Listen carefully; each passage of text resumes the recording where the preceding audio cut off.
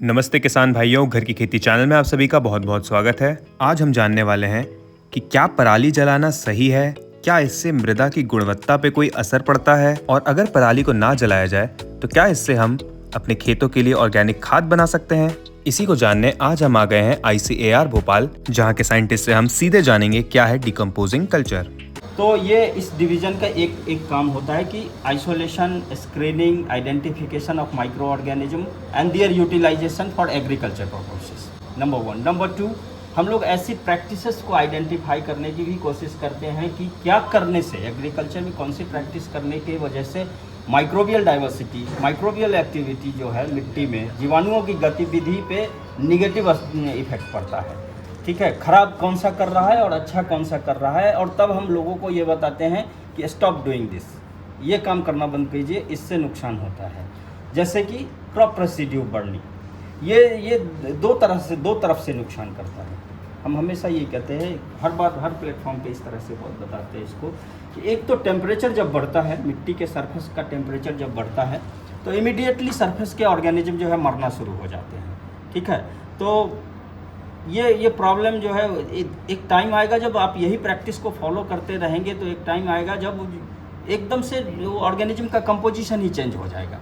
जो अभी है वो रह ही नहीं जाएगा, क्योंकि रह वो जाएगा जो उस सिचुएशन को बर्दाश्त करते करते जो एक नई पीढ़ी निकलेगी वो रह जाएगा। वो हो सकता है फ़ायदा करने वाला हो सकता है नुकसान करने वाला हो, जानते नहीं हम। इसलिए हमें वो प्रैक्टिस को रोकना है। दूसरा, जब जलाते हैं जीवाणुओं का खाना होता है, तो वो जब जल जाता है तो उनका खाना खत्म हो जाता है। उससे ऑटोमेटिकली माइक्रोब की जनसंख्या जो है कम हो जाएगी, उनकी डाइवर्सिटी घट जाएगी। और तीसरा नुकसान इससे ये होता है कि जैसे हम लोग ऐसे समझते हैं कि ब्रिक क्लीन आप लोगों ने देखा होगा, जो ईंट का भट्ठा होता है ना, ईंट का, तो क्या करते हैं हम लोग उसमें मिट्टी ही क्या करते हैं, हाई टेम्परेचर पे बेकिंग करते हैं, है ना। हाई टेम्परेचर पे बेकिंग करके जब वो सुर्ख लाल हो जाता है तब उसको निकाल लेते हैं। अब उस मिट्टी पे आप अगर घर बना देते हैं, वो तो है तो मिट्टी, सिर्फ पका दिया आपने, क्या उस पर कोई पौधा उगता है? नहीं। तो धीरे धीरे हर साल जो जला रहे हैं तो slowly we are baking the soil, और उससे क्या होता है, वो इतना हार्ड होता जा रहा है कि आज हो सकता है कि वो जो नॉर्मल जिस मशीनरी से हम क्रॉप कल्टीवेशन कर रहे हैं, कल उससे हाई पावर के मशीनरी की ज़रूरत होगी, क्योंकि हमारी मिट्टी वो सख्त होती जा रही है ना। तो समवे ये चीज़ें दिखती नहीं, तुरंत नहीं दिखेगी, 2 साल में भी नहीं दिखेगी, लेकिन 10 साल में दिख सकती है। तो ये तो फोरकास्ट रखना है हमें विज़न को आगे बढ़ाते हुए। इसीलिए हम डिस्करेज करने की बात करते हैं। हम कहते हैं इन चीज़ों को, इन प्रैक्टिसेस को रोको। ठीक है, इन प्रैक्टिस को रोकना है। हो सकता है आज हमें थोड़ी सी दिक्कत आती है कि मशीनरी नहीं है, इनकॉर्पोरेट कैसे करें, पानी कहाँ से दें, मगर नहीं रोकेंगे तो फिर वो ऐसी स्थिति आ जाएगी कि फिर उस मिट्टी से हम कुछ नहीं कर पाएंगे। तो इसी कॉन्टेक्स्ट में हम लोगों ने जो एक डिकम्पोजर कल्चर डेवलप किया है, उसको हम लोग यूज कर सकते हैं क्रॉप रेसिड्यू को फील्ड में ही डिकम्पोज करने के लिए। और उसको डिकम्पोज करने का तरीका ये है कि ये है यहाँ पे एक कैप्सूल का, ये इसको एक पैकेट में दिया जाता है। ठीक है, 4 तरह के, इसमें अलग अलग तरह के ऑर्गेनिजम्स हैं, अलग अलग तरह के जीवाणु हैं। उसको हम लेबोरेटरी में तैयार करते हैं, लेबोरेटरी में उसको ग्रो करते हैं, और उसके बाद उसको हम इस कैप्सूल में डाल देते हैं ताकि फार्मर्स उसको पोर्टेबिलिटी के लिए आसानी से ले जा सके। क्योंकि हम जब ग्रो करते हैं तो इस तरह के ब्रॉथ में उसको ग्रो करते हैं, और भी बड़े वॉल्यूम में उसको ग्रो करते हैं, तो उसको और फील्ड में और लार्ज स्केल पे उसकी ज़रूरत होती है।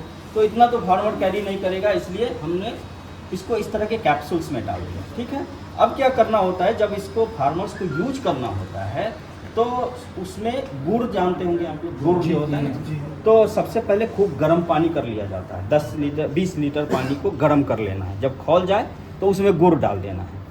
ये गर्म करना इसलिए ज़रूरी होता है क्योंकि जो गुड़ में जो जीवाणु हैं कितना सर, वो मर जाएं। ठीक है, तभी तो अब बताते हैं। वो 200 ग्राम गुड़, और जब वो गर्म ही रहे तो उसमें चापर भी, जानते हैं, चोकर जो होता है गेहूं का, ठीक है, उसको भी उसमें डाल दिया जाता है। 20 लीटर पानी में 200 ग्राम चापर, 200 ग्राम गुड़ डाल करके, और उसको घोल दिया जाता है गर्म पानी में, ताकि चोकर और गुड़ के जीवाणु मर जाएं। और उसके बाद जब वो ठंडा हो जाता है तब हम इन चारों कैप्सूल्स को उसके अंदर खोल के ढक देते हैं, छोड़ देते हैं 4-5 दिनों के लिए। ये 4-5 दिन के बाद जो है ना पूरा एक बड़ा सा मैट बन जाएगा और बहुत सारे उसमें ऑर्गेनिज्म डेवलप हो जाएंगे और उससे एक खट्टी सी बदबू आनी शुरू हो जाएगी। वो ऑर्गेनिज्म ग्रो कर रहा है इसलिए वो बदबू आती है, ठीक है। तब ये 20 लीटर पानी जो है उसमें आप उस जिस खेत में स्टबल है, जिसमें क्रॉप रेसिड्यू है, उसमें उसको स्प्रे करना है। 20 लीटर में नहीं कर सकते, अल्ट्रा लो वॉल्यूम वाला स्प्रेयर नहीं है, तो आप स्प्रे उसमें और पानी मिला लीजिए, सफिशिएंट 200 लीटर तक बना लेना है उसको और पूरे फील्ड में उसको स्प्रे कर लेना है। और 13 किलोग्राम प्रति एकड़ के हिसाब से यूरिया उसमें डाल देना है, ऐसे बिखेर देना है खेत में। यूरिया डालना इसलिए ज़रूरी होता है क्योंकि कार्बन नाइट्रोजन रेशियो खेत में बैलेंस होना चाहिए, तभी जा कर के डिकम्पोजिशन बहुत तेज़ी से होता है, ठीक है। तो CN रेशियो को हम लोग अगर ये नहीं करते ना तो कई बार क्या होता है, वो मिट्टी में जो उपलब्ध नाइट्रोजन है वो उसको लेना फंगस शुरू कर देता है, ठीक है। तो उपलब्धता हो सकता है कि कम हो जाए अगले इसमें, इसलिए हम लोग ऐसे होनी नहीं चाहिए, लेकिन फिर भी अपनी सुरक्षा के लिए हम लोग ये काम करते हैं, ठीक है। होता नहीं है जनरली, फिर भी अगर कोई एडवर्स इफेक्ट नहीं हो इसलिए हम ये काम करते हैं। और उसके बाद उसको रोटावेटर से स्प्रे करने के बाद इन चीज़ों को सबको मिक्स कर देते हैं और एक हल्की सी सिंचाई कर दी जाती है, क्योंकि ऑर्गेनिज्म मिक्स इसलिए करते हैं क्योंकि ये ऑर्गेनिज्म अंधेरे में ग्रो करेगा, मिट्टी में अंधेरे में ही ये काम करता है, और सरफेस पे रहेगा तो धूप वूप उस पर पड़ती रहेगी तो वो मर जाएगा, ठीक है। और उसके बाद जब मिक्स कर देते हैं हल्की सी सिंचाई दे देते हैं, क्योंकि सड़ने के लिए तापमान और पानी का होना बहुत ज़रूरी है। आप लोग देखते होंगे बरसात में कोई चीज़ बहुत अच्छी तरह से सड़ती है, तुरंत सड़ जाती है, वो न तो गर्मी में इतनी ज़्यादा सड़ेगी न सर्दी में सड़ती है। बरसात में क्योंकि तापमान भी ठीक ठाक रहता है और पानी की उपलब्धता जो है वो अच्छी खासी रहती है, इसीलिए तो ये सराहने के लिए हमें हल्की सिंचाई देनी पड़ती है। ऑर्गेनिज्म को स्प्रे करने के बाद 13 किलोग्राम प्रति एकड़ के हिसाब से यूरिया डाल के सबको मिक्स कर देना है।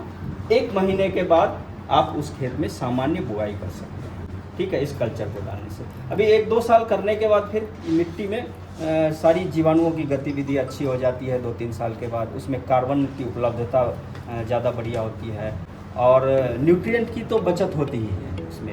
ऐसी 2 पैकेट आपको डालनी पड़ेगी। जानकारी अच्छी लगी हो तो चैनल को सब्सक्राइब जरूर करिएगा और बेल आइकन को जरूर प्रेस करिएगा ताकि आने वाली सभी वीडियो से आप अपडेटेड रहें। आप भी अगली बार पराली जलाने से पहले उससे होने वाले दुष्प्रभावों का ध्यान रखें।